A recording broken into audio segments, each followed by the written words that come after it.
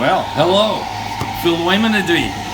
Dwi'n dod yn De California, ond byw yng Nghanarfon rwan, ac dwi'n trio i dysgu Cymraeg, achos dwi isio cerdded dros glad ac yn siarad yn iaith yn Gymraeg. Ac weithiau, pan o'n i'n trio i dysgu, pobl arall isio siarad Saesneg a fi. Ond os ti'n newid i siarad yn Saesneg, dydy ddim helpu fi neu unrhyw beth arall sy'n dysgu Cymraeg i dysgu. Felly, please, dim Saesneg i mi.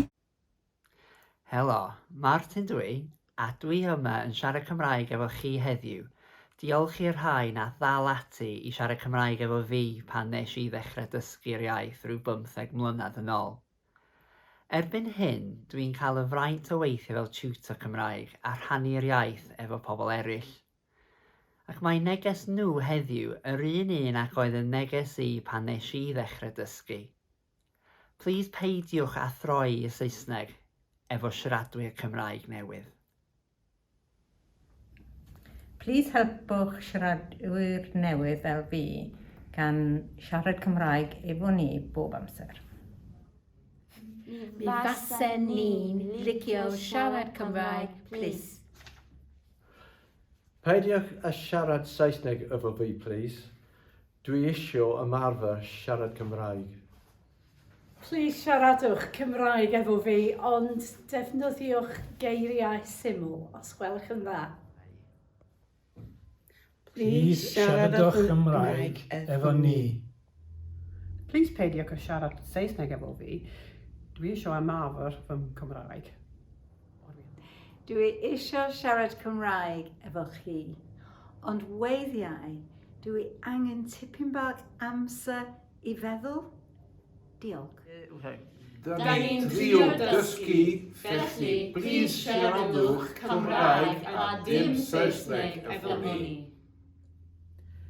Please daliwch ati i siarad Cymraeg efo ni. Da ni'n dysgu Cymraeg, siaradwch Cymraeg efo ni, please.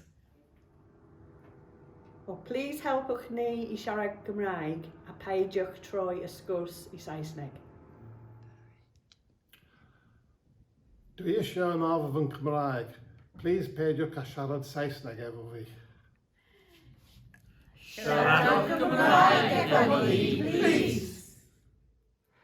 Felly, please siaradwch yn araf ac yn glir a defnyddiwch iaith bob dydd.